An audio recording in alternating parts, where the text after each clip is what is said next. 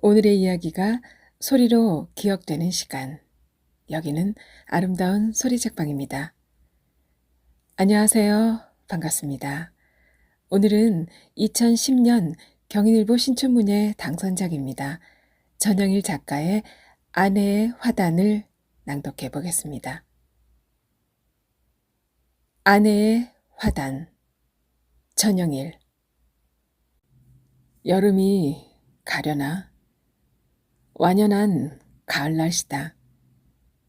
오랜만에 밤 산책을 나섰다. 집 앞 공원 벤치에 앉아 한동안 밤하늘을 올려다보았다. 구름 사이로 몇몇 별들이 희미하게 빛나고 있었다. 공원의 나무들을 어루만지며 지나가는 바람의 옷자락엔 약간의 스산함이 배어 있었다. 언뜻 비치는 달빛에 가슴이 하얗게 물드는 것 같았다. 울타리 쪽에서 들려오는 귀뚜라미 울음소리에 잠시 취해 있다. 고양이 한 마리가 가을의 문 앞을 서성이는 듯 공원 안 이곳저곳을 배회하는 것을 나는 유심히 지켜보았다. 처음 보는 녀석이었다. 너도 나와 같은 거니? 무언가 하지 않으면 안 될 것 같아 무심코 거리로 나서서 시간의 틈을 메우고 있는 거니? 내 말을 알아들었을까? 녀석은 내가 앉아있는 벤치 위로 휙 올라서곤 자세를 고쳐 앉는다. 앉음새가 꼭 아내를 닮았다. 보온병에 담긴 원두커피 향을 맡는가 하면 뚜껑을 앞발로 툭툭 건드린다. 나 따위는 안중에도 없는 눈치다. 나는 달을 더 바라다 보았고 녀석 또한 내가 바라보는 쪽을 멀거니 응시하는 듯했다. 녀석과 눈이 마주쳤다. 녀석의 배는 동그랗게 불룩해져 있었다. 새끼를 벤 것이리라. 목 아래를 쓰다듬어 주자 녀석은 눈을 감은 채 낮은 울음소리를 냈다. 울 때의 떨림이 그대로 손에 전달됐다. 그르렁거리는 숨소리가 듣기 좋았다. 고양이는 따뜻했다. 우리는 한동안 말없는 대화를 나눴다. 약간 망설였지만 녀석에게 이름을 붙여주고 말았다. 묘심, 고양이 묘의 마음심. 심아, 가을이구나. 이젠 어디로 갈 거니? 벤치 아래로 사뿐히 내린 묘심은 내 다리를 한 바퀴 빙 돌더니 나를 한번 올려다보곤 어슬렁 길을 떠났다. 오늘 난 과묵한 녀석 하나를 친구로 얻었다. 내일 또 볼 수 있을까? 바람이 한결 차다. 곧 노란 은행나무 잎들이 거리를 술렁거리다 겨울의 숲 쪽으로 우우 달려갈 것이다. 아내의 재를 이곳 화단에 뿌린 지도 벌써 1년이 지났다. 동사무소 직원이 방문하여 이것저것 캐묻고 갔다. 통장인 옆집 여자가 신고한 탓이리라. 모이탁 독거노인 판별을 위한 방문이었을 게 분명했다. 멀쩡한 자식이 셋이나 있고 일시불로 받은 연금으로 생활비 걱정은 하지 않는다는 말로 돌려보냈지만 다음 날부터 문 앞에 도시락을 두고 가기 시작했다. 어떤 날은 쌀을 가져다 놓았고 반찬통도 두고 갔지만 일절 내다보지 않았고 거들떠 보지도 않았다. 그렇게 한 달이 지난 어느 시점부터 다행히도 발길이 뚝 끊겼다. 정년 퇴임한 지도 어느새 4년이 흘렀다. 38년간 초등교사로 일했지만 지금은 아침마다 집 앞 공원과 그 주변을 청소하고 폐품 수거로 돈벌이를 하며 지낸다. 쓰레기를 종류별로 분리수거하고 비지를 마친 다음 말쑥해진 공원 주변을 바라보는 감회는 말로 다 설명하기 어렵다. 반평생 교직에 있었지만 국가에 헌신한다는 느낌은 없었다. 내가 헌신할 상대는 나와 함께 생활하는 아이들이지 국가가 아니었다. 더 많은 월급을 바라거나 승진을 종용하지 않던 아내에게 늘 고마웠다. 대신 아내 고생이 컸다. 퇴임식을 사양하고 조용히 학교를 떠나던 날 모든 게 후련했다. 인생의 먼지를 모두 털어낸 심정이었고 새로운 인생을 사는 기분이었다. 돈이 좀 필요해요. 둘째 아들 원석이 전화로 한참 뜸을 들이다 한 말이다.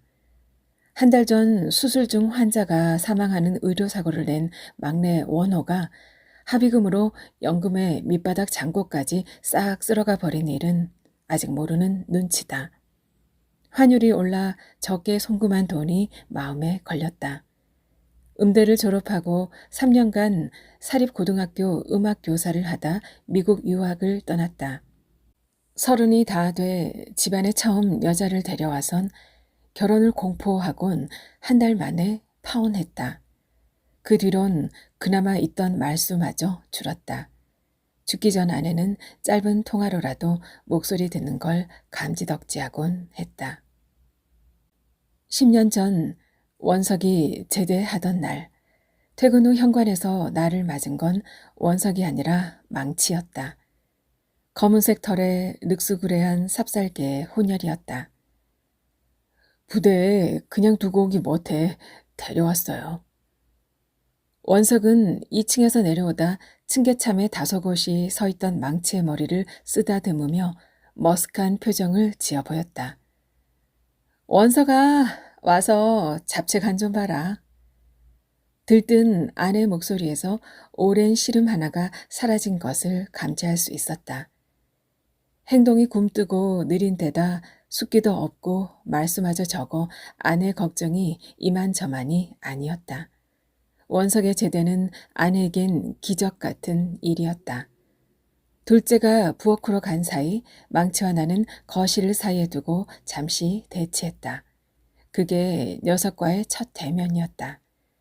녀석은 고개를 뻣뻣이 든 채 내 눈빛을 피하지 않았다.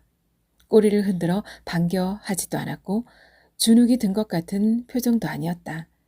침착하게 주변을 살피는 시선에서는 약간의 호기심도 엿보였다. 그런 태도가 왠지 모르게 기품이 있어 보였다. 망치는 생각보다 적응력이 빨랐고 나름 애교도 있었다. 집안에 자식 하나가 더 생긴 것 같았다. 아내는 망치를 꼭 둘째 대하듯 했다. 일을 마치고 귀가에서도 망치부터 찾았다.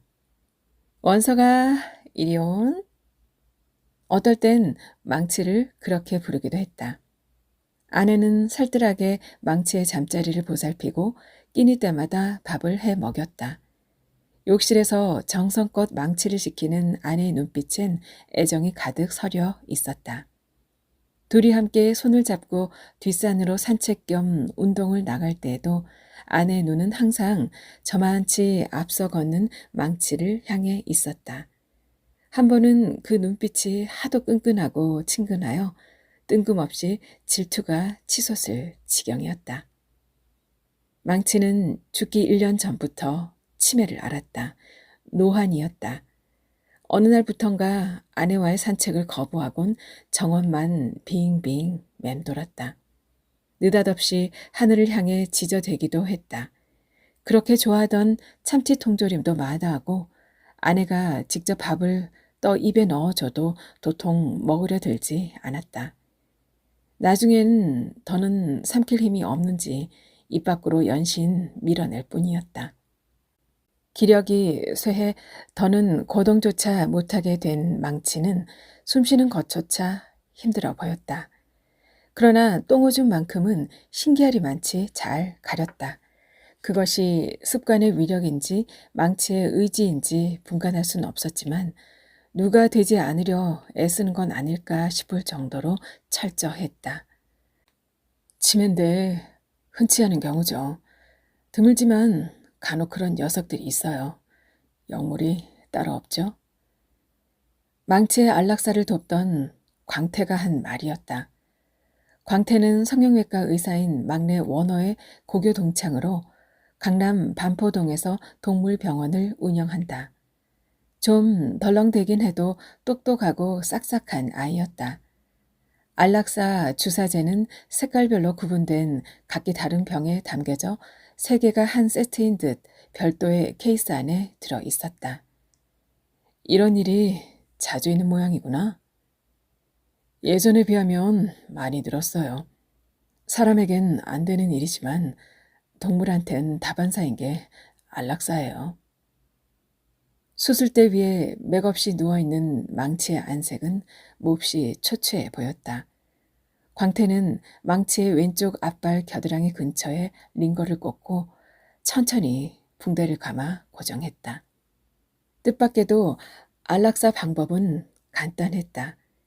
곁에서 잔뜩 긴장을 하고 지켜본 것에 비하면 싱겁기 짝이 없었다. 진통제, 근육마비제, 심장마비제 순이었다. 주의할 점은 순서였다. 세 번째가 먼저 주사되면 갑작스런 심장마비로 인해 극심한 통증을 겪을 수 있다는 것이 광태가 들려준 말의 요지였다. 갔군요. 동공을 주의 깊게 살피고 청진기를 귀에서 뗀 광태는 조용히 자리를 피했다. 망치는 한결 편안해진 표정으로 깊은 잠에 빠져든 것처럼 보였다. 광태는 한사코 돈 받기를 거절했다.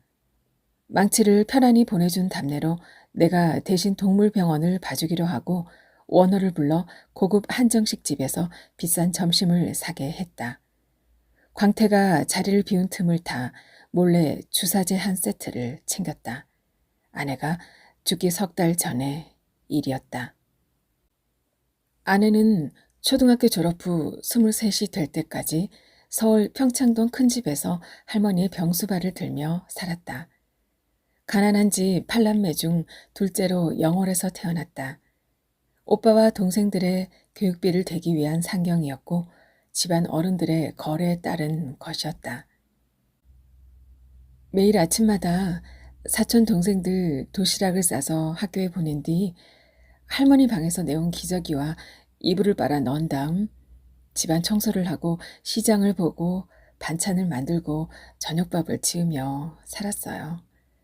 말이 좋아 손녀고 조카의 사촌 누나지 식모나 다름없는 생활이었죠. 10년 동안 같은 일을 반복했어요. 어린 나이였지만 할머니를 미워해 본 적은 없어요. 차라리 어른들이 미웠죠. 자신들이 해야 할 일을 제게 미룬 거나 마찬가지였으니까요. 어떤 날은 할머니가 측은하기도 했지만 미워하진 않았어요. 연탄가스 중독으로 하반신 마비에 치매까지 앓았거든요.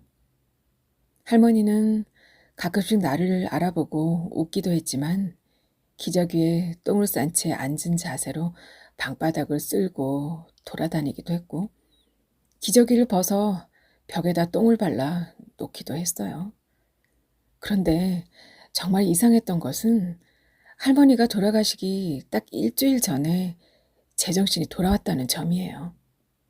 여느 때처럼 기저귀를 갈고 방 청소를 하고 이부자리를 정리한 다음 방을 나서려는데 뒤에서 이러는 거예요.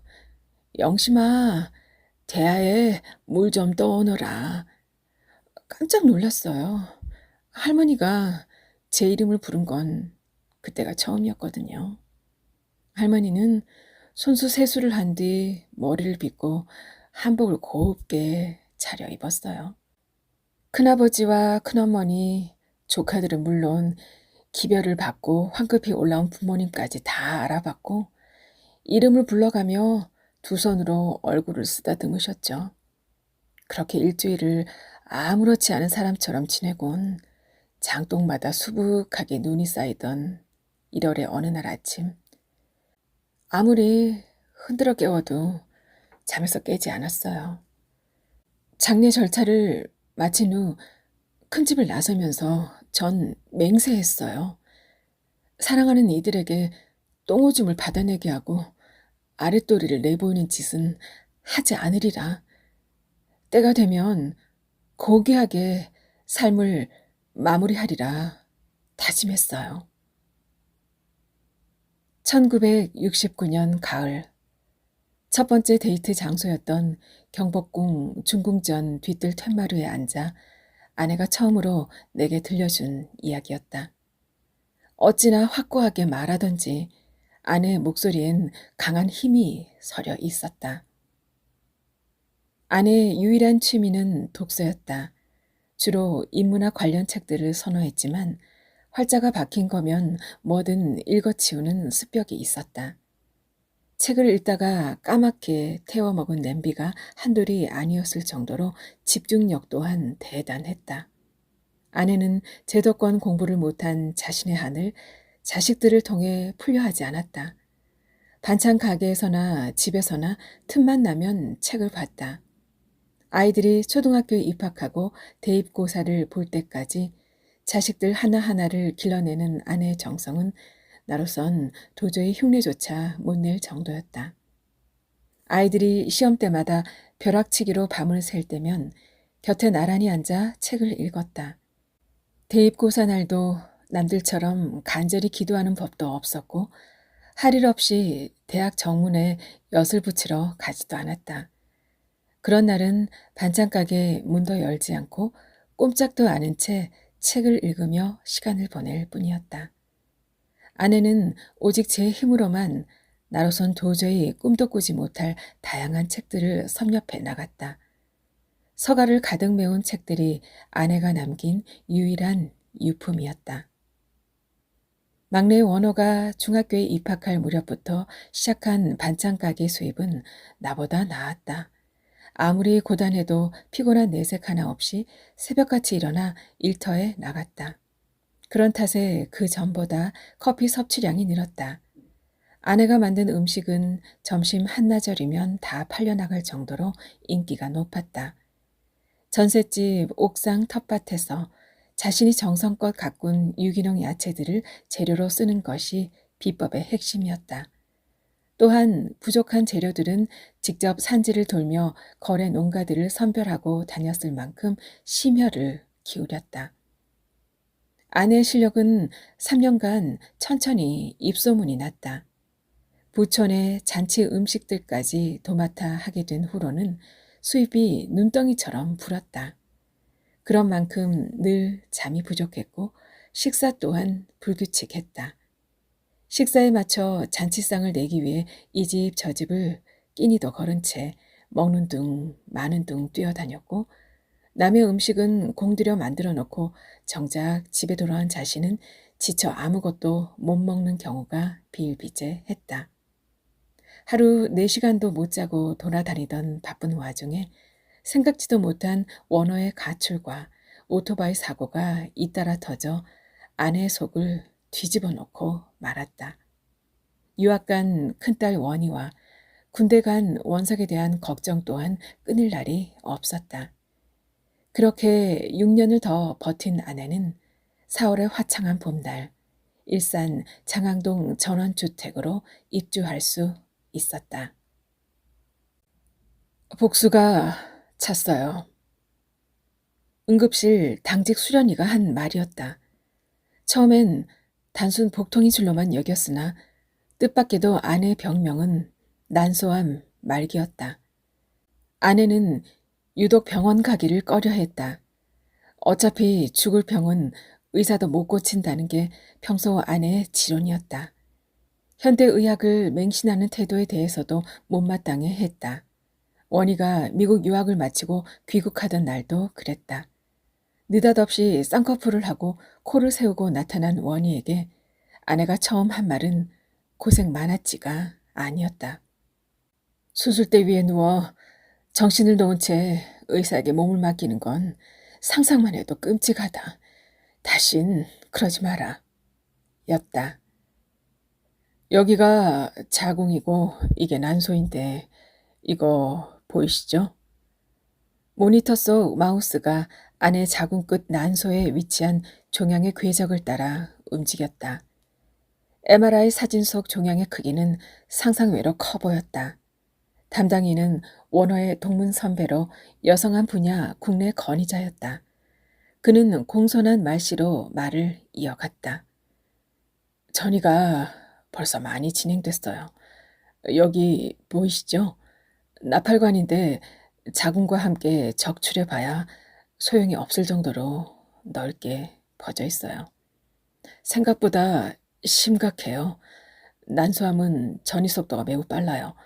혈액 검사로도 발견되지 않아 어머님처럼 처음 병원에 오면 대개 다른 부위로 전이되어 오는 경우가 많아요.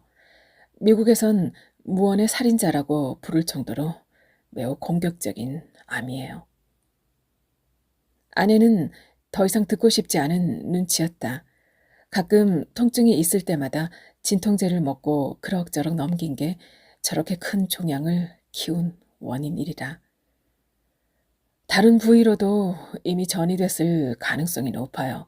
일단 입원하시고 몇 가지 검사를 더한 다음에 결과를 보고 좀 더 자세히 말씀드리죠.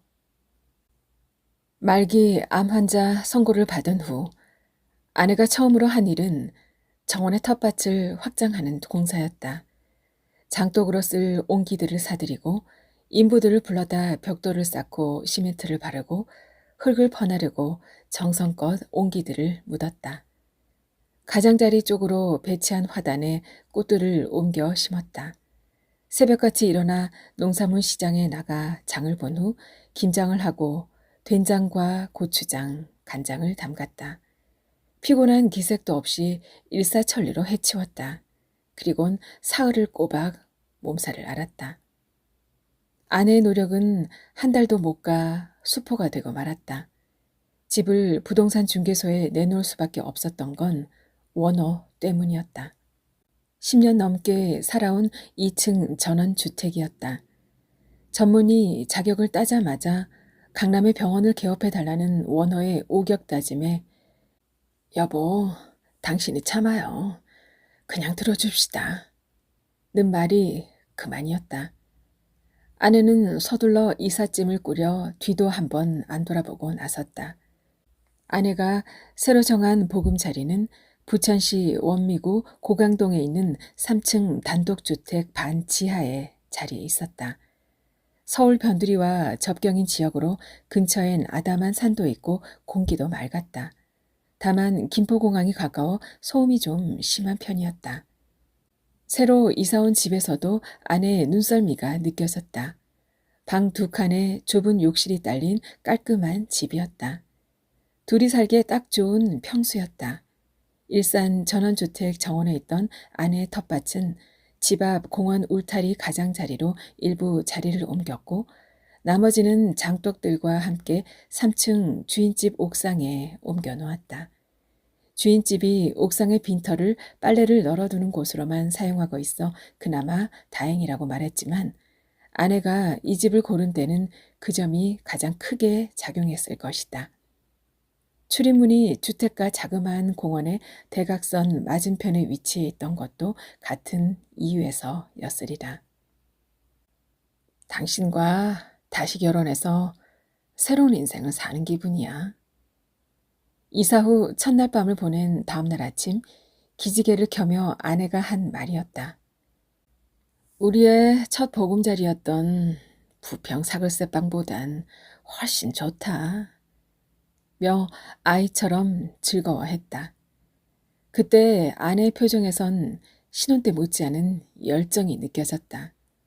63세 말기 암 환자로군 도무지 믿겨지지 않을 만큼 밝고 활기차 보였다. 내 팔의 의지에 암센터 병동 복도를 걷다 말곤 한 움큼 빠진 머리카락을 쥐어 보이며 머쓱하게 웃던 아내의 상태는 하루가 다르게 급속도로 나빠졌다. 난소에서부터 시작된 종양은 아내 복막과 골반 내 림프절로도 이미 전이된 뒤였다. 전이 속도는 담당이의 예측을 초월했고 눈 깜짝할 사이에 진행되었다. 흉부와 목의 임파선까지 전이 되는 데엔 석 달도 채 걸리지 않았다. 아내는 수술만큼은 단호하게 거부했지만 큰딸 원희가 닥달하다시피 몰아세운 항암 치료만큼은 끝내 만류하지 못했다. 원희의 관심은 아내가 겪게 될 고통보다는 자기 체면을 차리는 데 있는 듯했다. 방사선 치료의 후유증 따윈 관심조차 없다는 말투였다. 엄마는 내가 나중에 사람들한테 제 어미가 암에 걸렸는데 돈도 많이 버는 년이 맹추같이 아무것도 안 하고 엄마 말대로 곱게 죽게 만든 천하의 못된 년 이란 소리를 꼭 듣게 해야 속이 시원하겠어? 남들 다 그렇게 하는데 나도 효도 좀 하자. 그러니까 내 말대로 해라, 엄마. 나는 원희의 머리통을 후려쳤다. 난생 처음 있는 일이었다. 원희는 아내 품에 안겨 엉엉 울었다. 부지불식간의 일이었지만 달래주고 싶은 마음은 추워도 없었다. 자기 생각을 아내에게 관찰할 필요가 있을 때 원희는 말끝마다 엄마라는 말을 넣어 발음하곤 했다. 답답해 죽겠다는 표정과 함께. 그 말만 나오면 아내는 즉각 꼬리를 내렸다. 원희는 엄마라는 말을 주로 아내의 입막음용으로 썼다.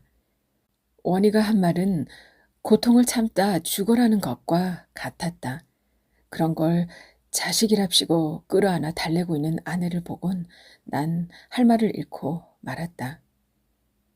쟤들도 한이 될까봐 저러는 모양인데 그냥 하라는 대로 하게 놔둡시다. 그래야 나중에 어미 탓 않고 잘들 살 거 아니오. 원희는 매번 그런 식이었다. 아내가 질색하던 밍크 코트를 강제로 입혀선 기필코 제 자식 돌잔치에 앉혔다. 강남 영어학원에서 유명세를 타고 EBS 영어 강좌를 맡게 된 기념으로 최신형 냉장고와 로봇 청소기를 집안에 사들였을 때도 그랬다. 그것들을 일러 엄마한테 주는 선물이라 말했다. 멀쩡한 냉장고가 있고 진공청소기도 쓰던 게 있는데 뭘 또 사니? 필요하면 너나 써라. 그리고 선물은 상대방이 좋아하는 것을 주는 거지 필요하지도 않은 걸 강제로 떠맡길 때 쓰는 말은 아니잖니? 그러나 가전제품 대리점 직원들이 새 냉장고를 설치하고 전에 쓰던 것을 수거해 돌아갔을 때도 아내는 원희가 진두지휘하는 대로 그냥 내버려 둘 뿐이었다. 매사가 그 모양이었다. 원희는 항상 자기 생각만 앞세워 행동했고 원희가 그럴 때마다 아내는 마지못해 수긍하곤 했다. 아내를 막무가내로 떠밀다시피 국립암센터 병원으로 데려온 것도 원희였다. 그걸 자신이 베풀 수 있는 효도의 한 방식으로 생각하는 듯했다. 그 덕에 아내는 말할 수 없는 고초를 겪었지만 항암 치료에 고통을 안겨준 원희를 탓하는 말은 일절 꺼내지 않았다. 대신 이를 꽉 깨물고 견뎠다. 어금니가 다 빠져버릴 때까지. 아내는 나로선 흉내조차 못 낼 지독한 면이 있었다. 한 달만 있다 가자던 아내는 원희 덕에 2달을 더 병실에 머물러야 했다. 아내는 집에 가고 싶어 안달이었다. 주인집 옥상에 둔 장독들과 공원 화단에 옮겨 심은 꽃들 생각에 한시도 시름을 놓지 못했다. 옷가지를 챙기러 내가 잠시 집에 다녀왔을 때도 그것들을 살피지 않고 서둘러 돌아온 나를 들들 볶았을 정도로 곁에서 간병하는 내 안색보다 멀리서 찬바람을 맞고 있을 그것들의 안부를 살피는데 더 혼을 쏟았다. 아이스크림 먹고 싶다, 여보. 퇴원 수속을 마치고 온 내 손을 잡고 병실을 나서던 아내가 한 말이었다. 검정색 니트 모자를 뒤집어 쓰곤 3일째 항암 치료로 아무것도 삼킨 게 없는 아내는 까맣게 타들어간 혀를 날름 내보이곤 환하게 웃었다. 아내의 살을 갉아먹으며 아내의 몸 전역으로 빠르게 진군해 가던 종양들도 아내 환한 미소만큼은 쉬 점령하지 못했다. 아내는 낯선 병실에서 죽음을 맞고 싶어 하지 않았다. 시내 아이스크림 가게 창가에서 아내는 한방눈처럼 웃으며 퇴원을 자축했다. 죽기 2달 전의 일이었다. 영동 고속도로를 타고 원주 만종 분기점을 지나 제천을 거쳐 영월에 도착할 때까지 아내는 잠에 빠져 있었다. 4시간이면 도착할 수 있는 곳을 40년 만에 온 것이다. 죽기 1달 전 아내와의 마지막 여행이었다. 동강에 닿자마자 아내는 눈을 번쩍 떴다. 아내는 밖으로 나가 강가를 따라 걷다 얼마 못 가 모래톱 위에 앉아 숨을 골랐다. 강은 예전 그대로네. 세찬 물살도 여전하고 빛깔도 참 곱다. 당신이 처음 데이트 신청했을 때 당신 모습이 어땠는지 내가 말했었나? 아니, 물에 빠진 사자 같았어.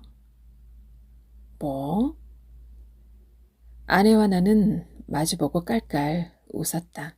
실로 오랜만에 보는 밝은 모습이었다. 당신이 교무실 창문에 노크하고 밖에 서 있었잖아. 학교에 매일 먼저 출근하던 사람이 당신이었잖아. 아무도 없을 때 말하려고 밤을 꼴딱 새우고 갔었지. 당신 그때 이렇게 말했어. 내일 시간 있어요? 함께 경복궁에 갑시다. 내 말투를 그대로 흉내냈다. 아내와 난 폭소를 터뜨렸다. 아내는 신기할 정도로 흉내를 잘 냈다. 아이들의 볼멘 소리를 그대로 따라했고 가식적인 정치인들의 특징만 포착해 잘도 흉내냈다. 아내의 성대모사엔 위트가 넘쳤다. 교무실에서 청소를 끝내고 화분에 물을 주고 있는데 당신이 운동장을 가로질러 뛰어오는 걸 봤어. 모른 척했지. 다 알고 있었다는 얘기네. 곱슬머리에 머리도 안 감고 나온 게 꼭 웅덩이에 빠졌다 나온 사자 같았거든. 난 당신이 아이들 가르치는 모습이 좋았어. 학교에 제일 먼저 출근한 사람도 당신이었고 나머지 공부시키고 교재 연구하느라 제일 늦게 퇴근하던 사람도 애들하고 운동장을 누비며 뻘뻘 땀을 흘리며 공차던 사람도 당신이었어. 당신 참 예뻤지. 교무실에 잠깐 들렀는데 그때 당신 철학책을 읽고 있었어. 아무도 없을 때 틈날 때마다 보는 것 같았거든. 누가 들어오면 금방 덮어버리고 딴 일을 하곤 했으니까. 어찌나 집중해서 읽던지 내가 가까이 가는 기척도 전혀 못 느끼는 것 같더라. 당신 집중력만큼은 지금도 대단하잖아. 근데 왜 아무 말 안 했어? 내가 그쪽엔 젬병이잖아. 아는 것도 없고 책보단 그림을 더 좋아했지. 그래도 당신 그쪽에 대해 나한테 뭘 물어보거나 아는 채 한번 안 했어. 교무 보조로 일했지만 난 그때 당신 보는 재미로 학교에 다녔어. 초등학교 졸업하고 큰어머니 따라 서울로 올라가는 차 안에서 이런 생각이 들더라. 중학교에 못 간다고 인생이 끝나는 건 아니다. 나는 나대로 나만의 삶이 있을 거다. 그때 마침 수달 한 마리가 나타나 세차게 자맥질을 하곤 강을 거슬러 올라갔다. 낮에 돌아다니다니 배가 몹시 고픈 모양이었다. 여보, 저기 저 수달에게도 삶이 있어. 그냥 배가 고파서 나온 게 아니라 새끼들에게 젖을 물리기 위해 한낮에 먹이를 구하러 나왔다고 생각해봐. 삶에는 다 그만한 이유가 있는 거야. 어미 수달의 마음, 그 깊은 속을 누가 다 알겠어? 삶이란 쉽사리 이해될 수 있는 게 아니야. 잠자코 제 뜻을 펼치는 것이고 혼신의 힘을 다해 정면을 향해 휘적휘적 나아가는 거지. 야생의 수달은 가족의 일을 의사와 상의하지 않아. 병원이나 교회로부터 가족의 죽음을 인준받지도 않지. 굶어 죽을지언정 남에게 먹이를 구걸하지도 않고 제 힘만으로 혼신을 다해 삶을 영위하다 홀로 생을 마감할 뿐이야. 반면에 인간은 며칠 더 살겠다고 죽을 때까지 병실에 누워 고통을 감수하지. 고통스러워 그만 죽고 싶어도 마음대로 죽지도 못해. 세상에서 마지막으로 겪는 일치곤 정말 비인도적인 관행이지. 난 그렇게 살다 죽지 않을 거야. 여보, 강요된 지침을 따르는 건 내 방식이 아니야. 내 말이 무슨 뜻인지 알지? 그 사이 수달이 지나가면서 만든 물길은 자취도 없이 사라졌다. 아내와 나는 한동안 동강의 흐름과 계절의 흐름이 맞닿아 흘러가는 것을 말없이 응시하고 있었다. 집으로 돌아오는 차 안에서 아내는 내내 잠에 빠져 있었다. 아내가 한 말은 내 머리를 강타하는 깊은 울림이 있었다. 그때까지만 해도 나는 안락사에 대해 아내만큼 확신이 서지 못한 상태였다. 낮게 코를 골며 잠에 빠진 아내에게 누구도 범치 못할 고귀한 혼과 힘이 내재해 있었다. 나는 더 이상 아내의 의지를 가로막을 자신이 없었다. 퇴원 후 그토록 그리던 집에 도착한 아내는 온종일 옥상의 장독들을 정성껏 닦는가 하면 공원 화단에 옮겨 심은 꽃들에 물을 주었고 밀린 청소와 빨래를 하고 묵은 옷가지들을 정리했다. 어쩐 일인지 자식들과의 통화를 피했고 대신 각자에게 붙일 마지막 편지를 썼다. 아내에게서 슬픈 기색은 찾아볼 수 없었다. 아내는 바위처럼 단단해 보였고 햇살 가득한 잔잔한 바다처럼 평온해 보였다. 드디어 아내가 정한 날이 하루 앞으로 다가왔다. 아내의 요구대로 병원에 전화를 넣어 담당의에게 아내 상태를 설명하고 도움을 청했다. 통증이 심해져 무통 주사와 영양제를 더 맞을 수 있도록 병원에서 사람을 보내주면 좋겠다고 말했다. 다음 날 오전에 간호사가 다녀간 뒤 아내는 영양제와 무통 주사제가 혼합된 링거액을 덜어내곤 조리개를 조여 두었다가 저녁 밥상을 물리고 다시 풀어 놓았다. 안락사를 의심받지 않게 하려는 아내의 치밀하게 계산된 행동이었다. 방울방울 떨어지는 주사액들이 쭉정이같이 말라버린 아내의 겨드랑이 중심 정맥을 타고 심장으로 들어갈 터였다. 그날 오후에 아내는 마지막으로 공원의 꽃들을 둘러보았고 주인집 옥상에 올라 장독들 하나하나를 따스하게 어루만졌다. 아마도 자식들을 무사히 키워낸 데 대한 답례였으리라. 저물 역행 장독들 곁에 기대앉아 한참 동안 넋이 나간 사람처럼 노을진 하늘을 바라보았다. 곁에서 링거를 들고 따라 나선 나 따윈 안중에도 없는 사람처럼 보였다. 아내의 손등은 항암제 투약으로 생긴 상처투성이었다. 발목과 발가락 사이사이까지 빼곡히 난 바늘구멍을 따라 피멍이 들어 까만 자국이 줄지어 앉아 있었다. 아내의 손등에 있는 멍 자국들 위로 내 눈물이 뚝뚝 떨어졌을 때 아내는 힘없이 웃어 보이려 애를 썼다. 그때 아내의 표정은 처음 만났을 때 내게 지어 보였던 미소를 떠올리게 했다. 첫 번째 주사제 10cc를 링거 주입구에 투여하자 아내는 스르르 눈을 감고 깊은 잠에 빠져들었다. 순서를 바꿔 주입하는 실수를 할까 확인하고 또 확인했다. 두 번째 근육마비제 투약을 망설이던 나는 더 이상 울음을 참지 못했다. 어서요, 여보. 깜짝 놀란 나는 얼른 눈물을 닦고 두 번째 주사제 20cc를 주사했다. 그 사이 잠이 든 줄로만 알았던 아내가 낮고 차분한 어조로 말했기 때문이다. 어쩌면 환청이었는지도 몰랐다. 하지만 그것이 내가 들은 아내의 마지막 음성이었다. 10분이 경과한 후 심장마비제 주사를 마무리했다.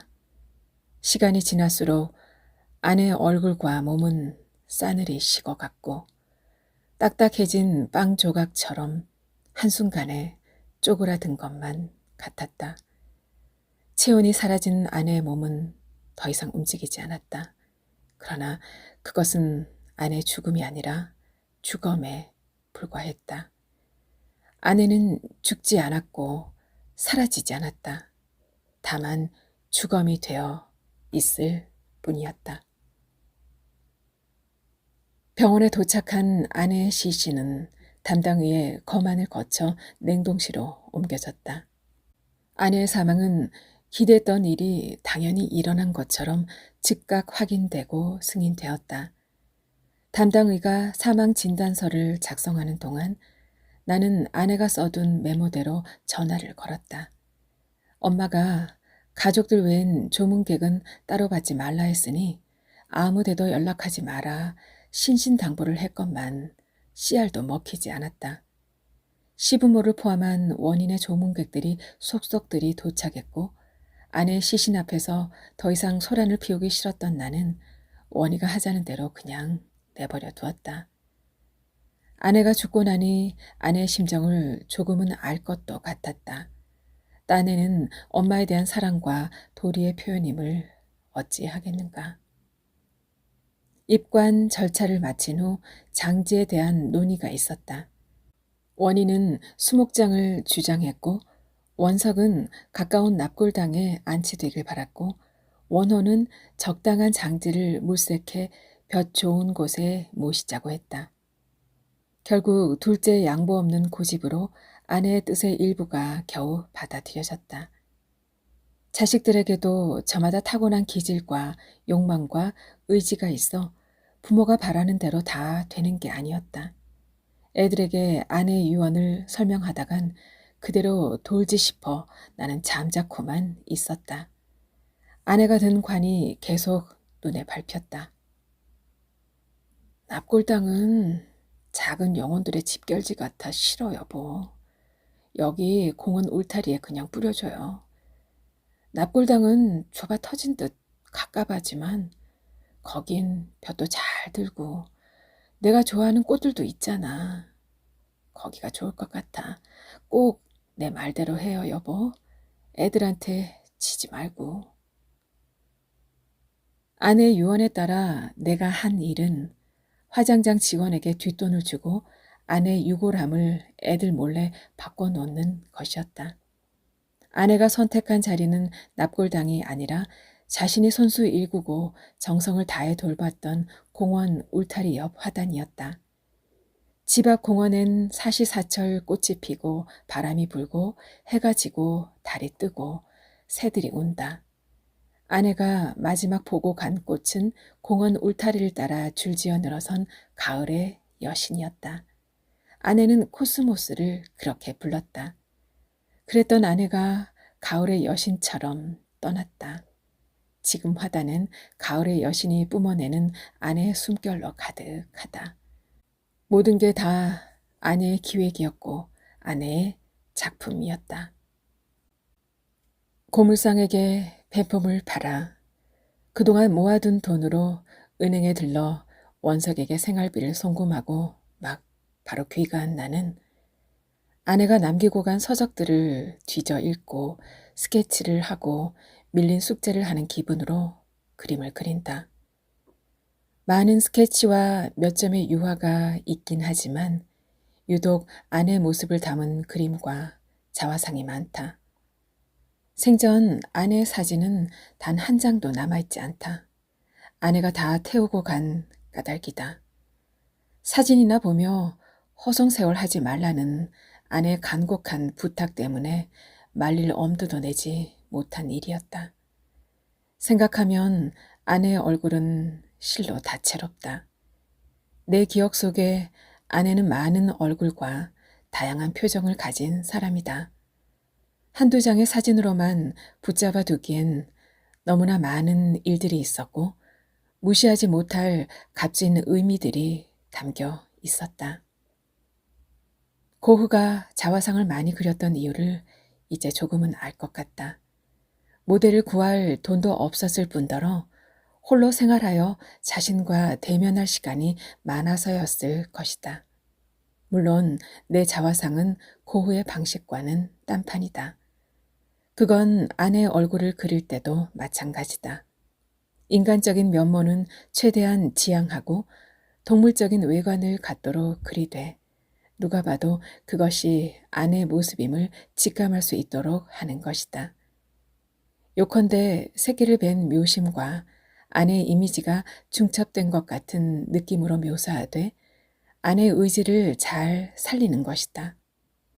연애 시절 추억담을 나눌 때 아내의 입에서 터져나오던 웃음과 퇴원 후 아이스크림을 먹으며 한껏 미소 짓던 순간에 얼굴 위로 감돌던 기쁨의 에너지와 그토록 해맑던 미소가 물끄러미 창밖을보다 얼굴에서 순간적으로 사라질 때의 여운과 항암치료 후유증으로 인한 두통과 구토의 아픔을 호소할 때 머리에서 뿜어져 나오던 고통의 열기와 목에서 울려 나오던 신음까지 최대한 시각적으로 표현하려 애쓴다. 그에 맞는 색과 형태를 찾기 위해 물감들을 혼합하고 수많은 붓질을 하고 덧칠을 한다. 색의 깊이와 붓의 터치에 따라 아내의 모습이 달라질 수 있기 때문이다. 건반 위로 빗방울이 튀어오르는 것만 같은 젊은 피아니스트의 연주처럼 붓을 든 내 손은 캔버스 위에서 춤추듯 논인다. 어떨 땐 붓끝의 느낌이 분명치 않아 붓을 집어던지고 손끝으로 아내의 얼굴을 직접 터치한다. 그렇게 해서 나는 캔버스 위에서 살아있는 아내를 만난다. 작업에서 중요한 건 눈이라기보다 손의 감각이다. 추운 겨울날 야외 작업을 대비하여 장갑의 손가락 끝 한마디를 미리 잘라두는 것은 손끝의 감각을 유지하기 위해서다. 아내가 공원의 꽃들에게 물을 주거나 옥상의 장독들을 닦던 때의 모습이 선명치 않아 바깥에 나가 작업할 때도 영하의 날씨가 아니면 가급적 장갑을 끼지 않는다. 아내를 온전히 기억하는 것은 머리만이 아니었다. 처음 아내를 안았을 때의 느낌과 손을 잡고 함께 거닐었던 때의 감각의 주체는 머리가 아니라 손이었다. 그것은 손의 영역에서 벌어진 사건이었다. 타인의 손이 아닌 오직 내 손만을 가려잡은 아내의 의지가 그 안에 오롯이 담겨 있었다. 머리가 기억하고 있는 당시의 이미지가 아니라 아내의 온기와 감촉과 섬세한 떨림을 있는 그대로 시각적으로 형성화하는 것이 중요했다. 내가 정말 그리고 싶었던 것은 아내의 이미지가 아니라 삶의 의지들이었다. 나와 함께 살며 아내가 보여주었던 기쁨과 정열의 순간들, 슬픔과 분노의 힘들 말이다. 그런 아내의 실체를 그림으로 표현하는 것은 언제나 즐겁고 설레는 일이어서 나는 끼니와 밤낮을 잊은 채 작업에 몰두할 수 있었다. 밥을 먹지 않아도 힘이 솟았고 잠을 자지 않아도 피곤한 줄 몰랐다. 그때 내가 느끼는 희열과 성취감은 교사 생활에선 한 번도 느껴보지 못한 쾌감이었다. 묘심을 볼까 싶은 마음에 보온병에 원두커피를 담아 서둘러 공원에 나왔다. 처음 만났던 벤치에 앉아 묘심을 기다린다. 처음엔 길고양인 것 같았지만 사람을 피하지 않는 걸 보면 집고양이인 것도 같다. 생긴 걸로 치자면 보통 고양이와 별로 다를 게 없지만 뭔지 모를 독특한 매력이 있었다. 서로에게 강한 이끌림을 느낀 우리는 말없이 친구가 되었다. 이윽고 마치 약속이나 한 듯 묘심이 나타났다. 공원 왼쪽 출입구를 통과해 대각선을 그리며 당당하게 걸어왔다. 보온병에 모락모락 피어오르는 원두커피 향을 맡곤 앞발로 요리조리 뚜껑을 가지고 논다. 한 움큼 멸치를 꺼내놨더니 냄새만 맡곤 딴짓을 한다. 나중에 눈치챈 사실이지만 녀석이 가장 좋아하는 건 원두커피 향이다. 식성과 취향이 제법 까다롭다. 처음부터 원두커피 향에 끌려 내 곁에 와 앉았던 게 분명하다. 캐물으니 금세 시치미를 딱 떼고 앞발을 핥는다. 녀석과 함께 있을 때 나는 아내가 떠난 후 사람들에게서 느낄 수 없었던 편안함을 느낀다. 귀찮게 몸을 비비지도 않고 먹이를 구걸하지도 않는다. 항상 홀로 다닌다는 점도 매력적이다. 어떤 면에선 자식들보다 낫다. 성인이 된 후에도 줄곧 아내에게 의존적이었고 자식이라는 핑계와 효도라는 명분으로 자신들도 못할 짓을 아내에게 강요했던 자식들에 비하면 훨씬 고등한 동물이다. 그런 자식들에게 아내는 대체 무얼 바라며 살아왔던 걸까? 그것은 아직도 내가 선뜻 아내에 대해 안다고 함부로 입을 놀릴 수 없는 대목이었다. 평창동 시절 시장 사거리에 있던 커피 도매점 앞을 그냥 지나치지 못했어요. 그 집에선 커피 향이 진동을 했어요. 뜨거운 물에 커피 한 스푼을 갓 풀어놓은 듯한 향기가 좋았어요. 그땐 왜 그렇게 그 향이 좋았는지 몰라요. 그 냄새를 맡으면 피곤이 싹 가시는 느낌이 들어 좋았던 것 같아요. 항상 찬장에 있었지만 몰래 마시고 싶진 않았어요. 참다가 시장에 가서 대신 그 향기를 맡았어요. 당신은 죽어도 그 향의 진수를 모를 거예요. 아내 찬장 한 켠엔 각기 다른 종류의 커피들이 즐비해 있었다. 가끔 커피의 홀령이 아내에게 깃든 건 아닌지 농담을 했을 정도로 커피를 입에 달고 사는 아내의 건강이 걱정되지 않는 건 아니었지만 아내의 취향과 의지를 가로막는다는 건 애초부터 생각도 못할 일이었다. 커피는 내 입맛에 맞지 않았다. 그보단 녹차가 좋았다. 커피를 먹고 나면 입안이 텁텁한 게 개운한 녹차에 비할 바가 못 되었다. 그러던 내 입맛이 변했다. 밤새워 그림 작업에 몰두하다 보면 녹차보다는 커피가 더 구미에 당겼다. 요즘은 아내만큼은 아니어도 가공된 정제 커피와 갓볶은 원두커피 향을 감별할 정도의 수준은 되었다. 오늘은 옆마을 전원주택 단지를 돌고 왔다. 그곳엔 쓰레기가 거의 눈에 띄지 않는다. 말끔히 치워졌다기보다 버려진 게 별반 눈에 띄지 않는다는 말이 맞을 것 같다. 부촌의 느낌 그대로다. 이 마을에서 약간 떨어진 곳엔 제법 공들여 지은 고급 인테리어의 비싼 식당들도 몰려있고 적당한 크기의 유기농 전문 매장도 있다. 건물 뒤쪽엔 항상 큰 힘 들이지 않고도 얻을 수 있는 게 참 많다. 유통기한이 지난 건 물론이고 포장한 지 일주일도 안 돼 버려진 것 또한 수두룩하다.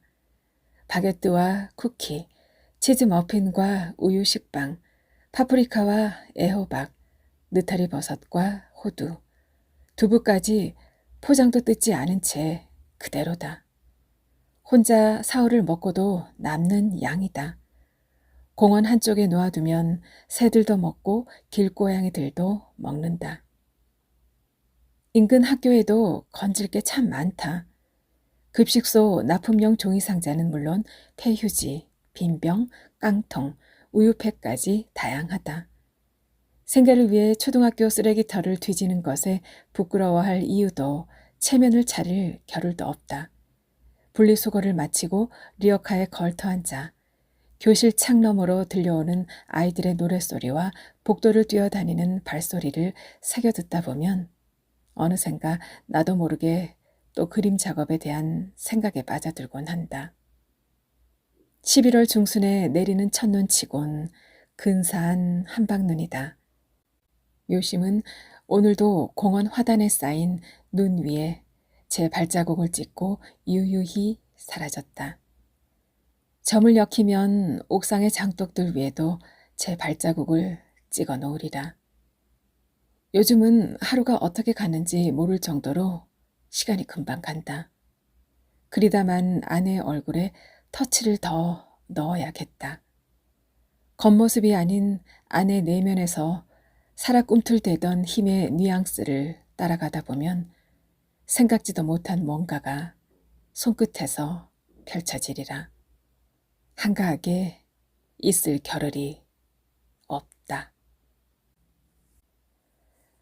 전영일 작가의 아내 화단 잘 감상하셨나요?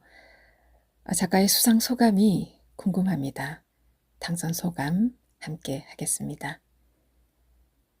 유독 저물녘, 지푸른 하늘을 배회하는 한때의 바람이 좋았다.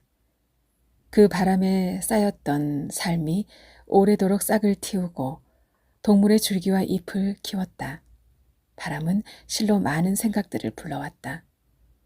돌이켜보면 거리에서 삶의 등 뒤를 바라보는 일에 적지 않은 시간을 허비한 셈이다. 내게 삶이란 고귀한 동물의 모태였고 돌이킬 수 없는 궁지였다. 삶의 거리엔 눈으로는 직감할 수 없는 온갖 힘들로 넘실대고 있었다. 눈에 보이지 않는 바람의 실체를 감각하는 것은 모종의 쾌감을 불러 일으켰지만 삶은 단순히 생의 사진을 담는 액자가 아니었다. 삶의 내재한 힘을 포착하는 일은 결코 쉽지 않은 작업이었다. 삶은 고정된 틀을 불편해하는 듯 보였고 그 갇힘에 숨막혀 했으며 끝내 그 틀을 부수는 아름다운 힘을 갖고 있었다. 나는 오래도록 그런 삶에 대한 끝도 없는 물음에 빠져 지냈다. 고정적인 실체가 없는 고귀한 삶의 힘. 그것이 항상 떨칠 수 없는 신비였고 크나큰 화두였다. 그 오랜 물음이 아내 화단이 되어 세상에 나왔다. 그 또한 형편없는 답을 쫓는 흔적에 불과하다. 삶의 화단엔 아직도 잡초들이 널렸다. 턱없이 부족하고 어처구니 없는 물음에 화답해 주신 심사위원님들께 깊이 감사드린다. 끝나지 않은 물음으로 계속 정진하겠다. 오랜 세월 말없이 자식의 등을 바라봐 주신 부모님께 작은 위안이 되길 바란다.